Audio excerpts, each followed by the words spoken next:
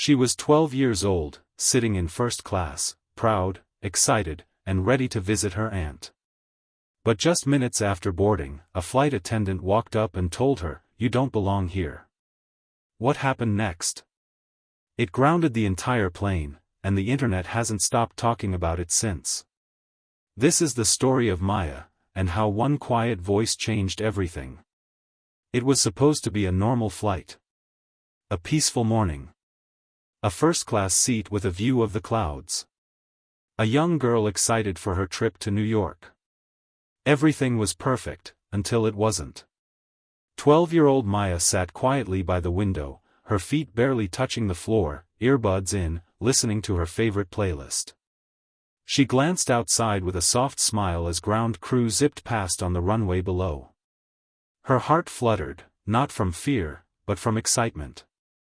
This was her first time flying first class, and it felt like a dream.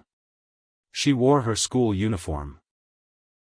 A crisp white shirt, a navy blue vest, and a neatly tied striped tie. Her hair was done in two puffy ponytails, and her backpack, filled with books and snacks, sat snugly at her feet. Her parents had worked hard to give her this moment. They had saved for months. It was a surprise reward after she had scored top marks in school and won a regional science competition.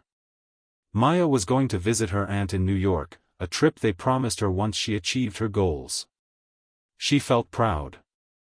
Confident. Seen.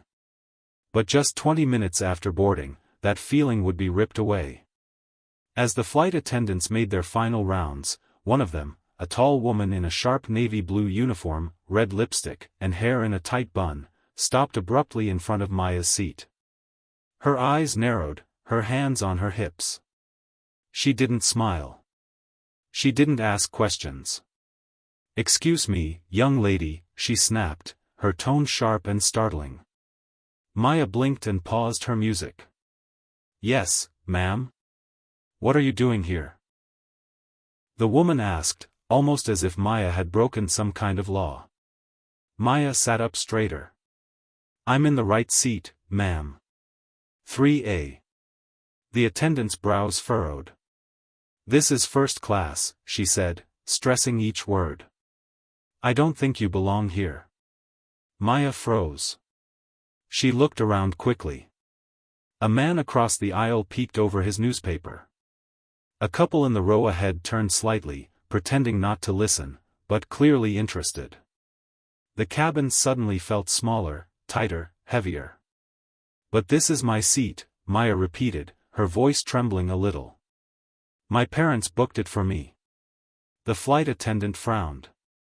"Do you have a boarding pass?" Maya nodded quickly and reached into her small pink backpack. Her fingers trembled as she pulled out her ticket and held it up. "Here. See? It says 3A. But the woman didn't even look at it. Instead, she waved her hand dismissively and raised her voice loud enough for nearby passengers to hear. "I'm going to need you to move.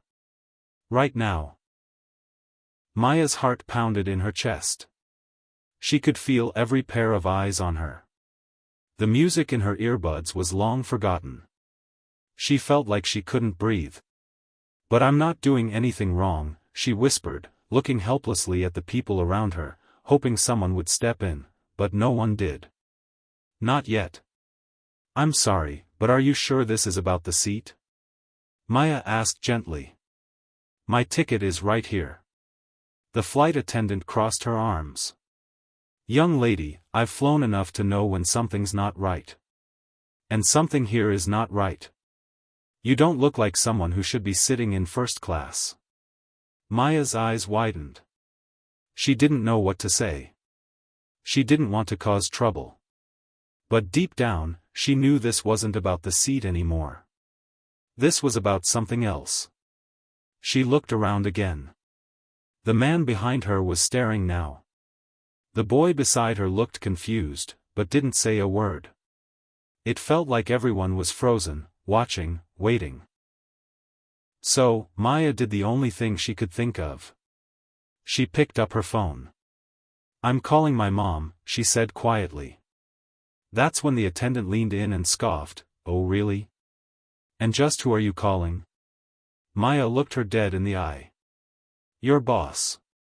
The words weren't shouted. They weren't even said with anger.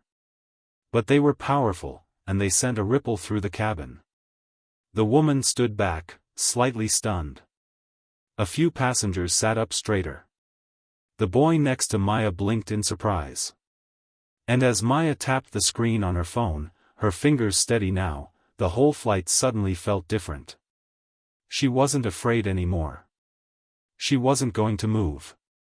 She wasn't going to shrink herself to make someone else comfortable. Her mother had told her, if you're ever treated unfairly, speak up. Stand tall. And don't ever let someone make you feel small. And right now, Maya was doing just that. She was no longer the scared little girl in 3A. She was a young woman. Calm, polite, and powerful, standing up for herself in a moment that mattered. And this flight? This flight wasn't going anywhere, not yet. By now, other passengers had turned their heads. Some peered over their seats. Others removed their earbuds. A quiet hum of tension filled the cabin. People weren't just curious, they were concerned.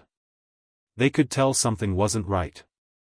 Maya sat stiffly in her seat, her small hands gripping the armrests. Her eyes shimmered with tears, but she refused to let them fall. She hadn't done anything wrong. She knew that. So why was she being treated like a criminal? She looked down at her feet, then at the phone in her lap. Her breathing quickened.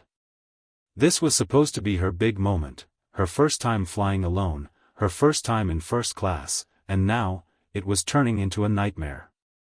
Across the aisle, a boy around her age looked stunned. His mouth hung open slightly as he watched the scene unfold. He glanced up at the flight attendant, then back at Maya, clearly confused, maybe even scared for her. Behind her, an older man in a business suit leaned forward. He looked like he wanted to say something, to step in, to tell the attendant to back off. But he didn't. He hesitated. Maybe he didn't want to get involved. Maybe he thought someone else would. But no one did. Not yet.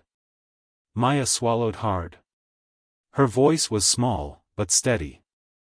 "I'm calling my mom," she said, her fingers moving toward her phone. The flight attendant scoffed, her arms crossed tightly. "Oh, no, no," she said mockingly, leaning in as if trying to intimidate her. "Who are you calling, huh?" Maya met her eyes. There was no anger in her tone. No yelling. Just quiet confidence. "Your boss." Those two words silenced the entire cabin. It was like a switch flipped. The passengers who had been watching casually were now leaning in. Even the flight attendants near the back glanced up from their duties. A mother and coach whispered to her child to pause their game. The air felt heavy, like something big was about to happen. The flight attendant's expression changed instantly. Her smirk faded. Her posture straightened. And for the first time in the entire encounter, she looked unsure.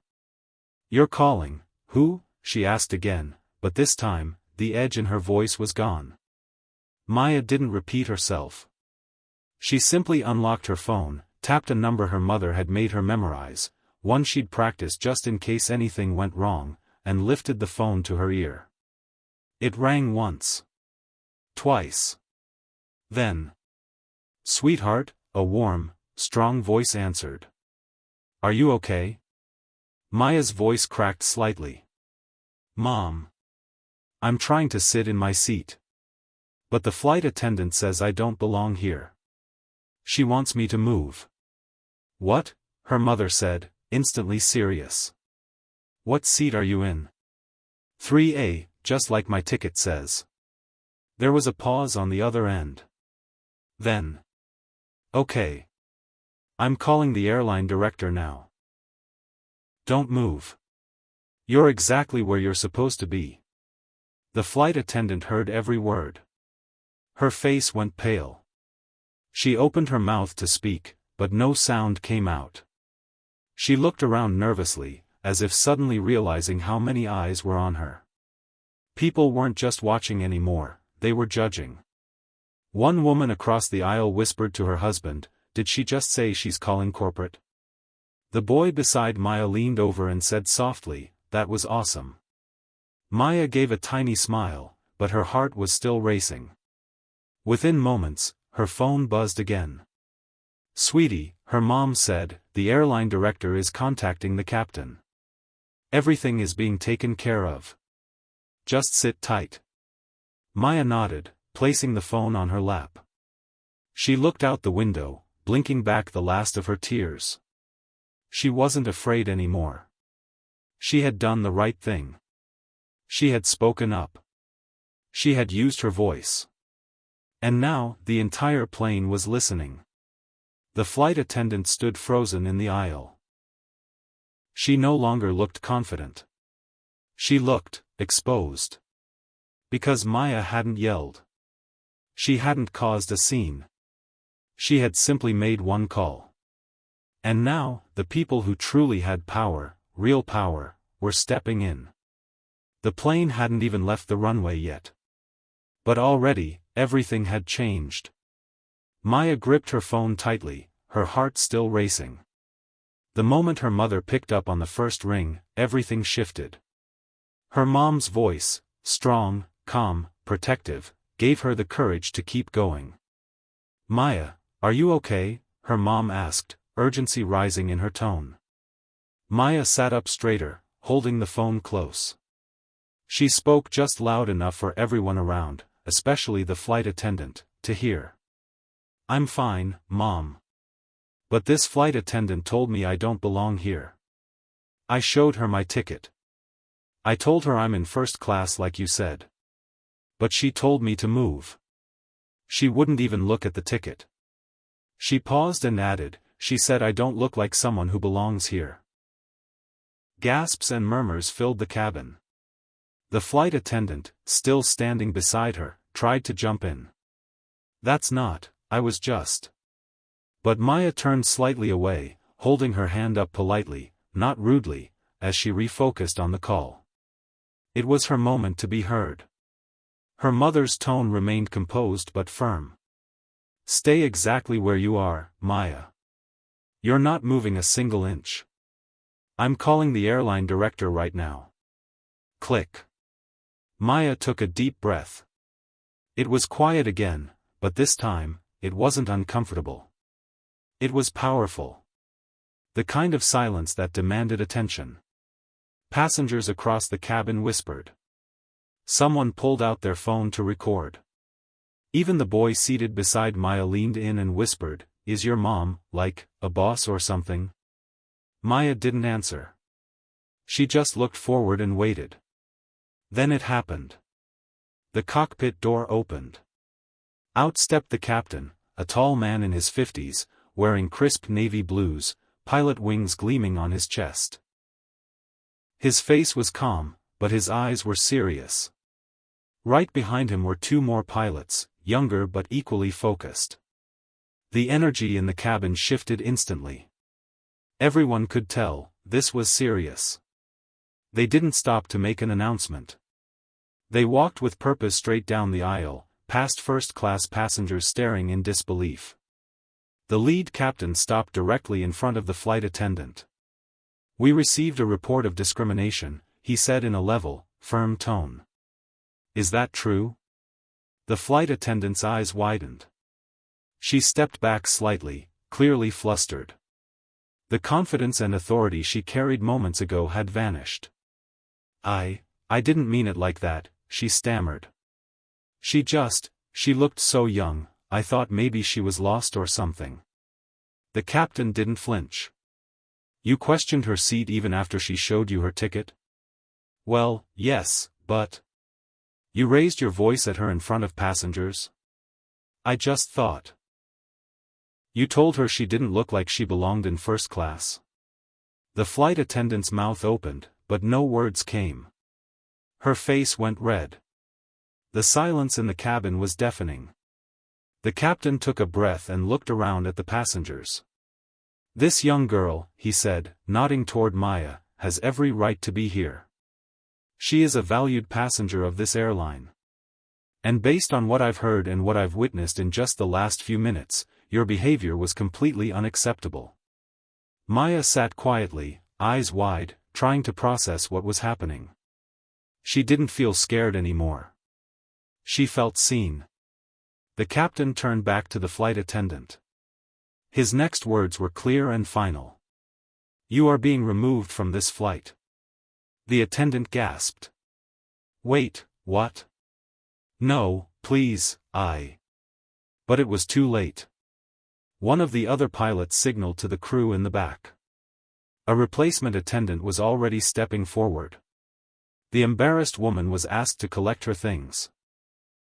As she walked back down the aisle, passengers avoided her eyes, not out of fear, but because they had already judged her actions. Some even clapped quietly. Others gave Maya supportive glances. One woman mouthed, "Good for you." The captain turned to Maya and gave a respectful nod. "You handled that with grace, young lady," he said. "I'm sorry this happened. We're going to make it right." And just like that, the moment ended. But for Maya, it was more than a moment. It was a reminder that standing up for yourself matters, even when your voice shakes. Even when you're only 12. Even when the whole cabin is watching. Especially then. The captain stood tall, his voice firm but calm as he reached for the intercom. Every passenger in the cabin waited in silence.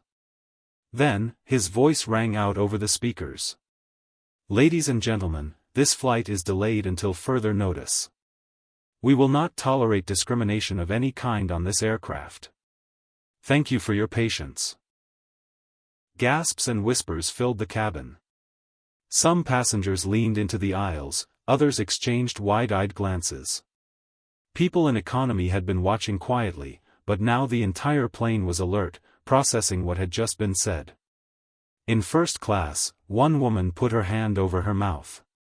Another man shook his head and muttered, "About time someone said it." Back near the cockpit, the flight attendant who had confronted Maya stood frozen, her cheeks flushed, her mouth tight, her posture stiff. She was no longer in control of the moment. The power had shifted. Moments later, two airline officials boarded the plane. Quietly. Professionally. They didn't cause a scene. They didn't shout. But they walked right up to the flight attendant and spoke in low tones. She nodded, tried to protest, then saw the passengers still watching her, and stopped. She was escorted off the aircraft. Not in handcuffs. Not in shame. But in silence. And that silence? It said everything. As she disappeared down the aisle, a few passengers clapped softly. Others nodded at Maya in support. A woman reached over and squeezed Maya's hand. "You did nothing wrong," she whispered. "We're proud of you." Maya smiled faintly, still overwhelmed. She wasn't used to this kind of attention. She didn't ask for it. She hadn't even raised her voice. All she had done was speak the truth. After the flight attendant was removed, the cabin crew sprang into action. They offered water, snacks, and apologies to passengers. But one of them, a new flight attendant with kind eyes, knelt beside Maya's seat. "Sweetheart," she said gently, "we are so sorry. That should have never happened to you." Maya nodded, still clutching her backpack tightly. The attendant handed her a crisp envelope with the airline's logo embossed in gold. Inside was a handwritten note from the airline's CEO. Not a printed apology. Not a cold corporate response. A real, personal message. "Dear Maya, we are heartbroken by what you experienced today. Please know this does not reflect our values or the kind of airline we strive to be. We are launching a full investigation immediately. We are deeply sorry, and we thank you for your strength. You have every right to be here. Sincerely, the CEO. Tears welled in Maya's eyes again, but this time, they weren't from fear or humiliation. They were from relief. From validation. A team member also offered her additional support, promising to personally escort her upon landing, help her collect her bags, and ensure she was reunited safely with her aunt. The flight, now delayed but reboarding with a refreshed crew, resumed boarding procedures. Maya sat quietly, staring out the window again. But her thoughts weren't on New York anymore. Or the plane. Or even the letter. She thought about her parents. About how hard they had worked for this ticket.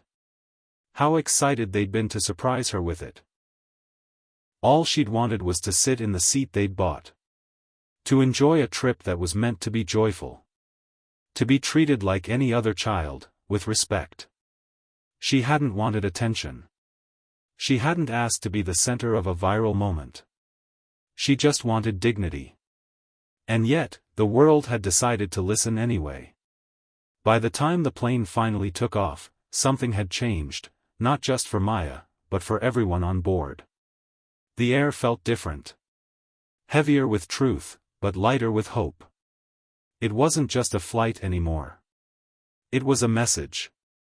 A quiet girl in a school uniform had stood her ground, and in doing so, reminded an entire plane full of strangers what courage looked like. Not loud. Not angry. Just firm. And unforgettable. Later that evening, once Maya had safely landed in New York and was resting at her aunt's house, her mother sat down in her home office. Still shaken by the day's events, she opened her laptop. Not to retaliate, not to name and shame, but simply to share her daughter's story. She posted a thoughtful message online. No airline was named. No employee singled out. Just a few heartfelt paragraphs about how her 12-year-old daughter had boarded her first solo flight, excited, proud, and hopeful, only to be told she didn't belong in the seat her family had worked so hard to afford. She described Maya's calm response. Her strength. Her dignity. She didn't raise her voice, the post read. She didn't argue. She didn't break down. She just called home, and trusted that we would help her be heard. The post included no photos of Maya. No dramatic videos. Just truth. And that truth resonated. Within hours, the post went viral. It was shared thousands of times. Then tens of thousands. Then news outlets picked it up. Parenting groups discussed it. Airline professionals weighed in. Activists reposted it. Celebrities commented. Strangers from all over the world left messages of support. This brought me to tears. Maya is the definition of grace under pressure. My daughter experienced something similar, I wish we'd spoken up. She's going to grow up and change the world. She already has. People weren't just reacting to a bad incident, they were recognizing something bigger. Because Maya's story wasn't just about a flight gone wrong. It was about something far deeper, a moment that revealed how quickly bias can appear, and how powerful calm resistance can be. Maya didn't record a video. She didn't scream. She didn't cause a scene. She simply made one phone call. And in that call, she trusted her voice. She trusted her support system. And, in turn, the system around her was forced to respond. As the post continued to spread, airlines around the world took notice. Some issued public statements reaffirming their zero-tolerance policies for discrimination. Others conducted internal reviews of their boarding practices and crew behavior. A few even praised Maya, anonymously, as an example of courage and clarity. Meanwhile, the airline involved in Maya's flight confirmed that the flight attendant in question had been placed on leave, pending a full investigation. It also came to light that this wasn't the first complaint filed against her. Multiple passengers had previously raised concerns about her behavior, though none had gained traction. Until now. But this story, Maya's story, wasn't about punishment. It wasn't about bringing someone down. It was about a moment that revealed the cracks in a system, but also shone a light on the quiet, firm voice of a girl who refused to be dismissed. And that's what people couldn't stop talking about. Because courage doesn't always come with a megaphone. Sometimes it sits quietly in seat 3A, holding back tears, dialing a familiar number, and saying, "I need help." Sometimes courage is a 12-year-old girl who just wants to be seen for who she is, not what someone assumes she's not. Maya didn't want attention. She didn't ask for applause. All she wanted was to be treated with basic respect, the kind every child deserves. And somehow, in standing her ground, she inspired a conversation far greater than herself. In interviews that followed, her mom repeated the same thing. Maya wasn't trying to make headlines. She just didn't want to feel small. And no child should ever be made to feel small for who they are. As the days passed, the spotlight faded. The online attention slowed. But something stayed with the people who read her story. A reminder. That when you speak up, even softly, you can change everything. Maya didn't yell. She didn't argue. She didn't fight. She simply told the truth, and the world listened. Maya's story reminds us all, sometimes the strongest voices are the quietest ones. If this story moved you, if it made you think, or if you believe respect should never be questioned, hit that like button. And for more real stories that matter, don't forget to subscribe and turn on the notification bell so you never miss a moment. Thank you for watching, and remember, standing up for what's right can start with just one voice.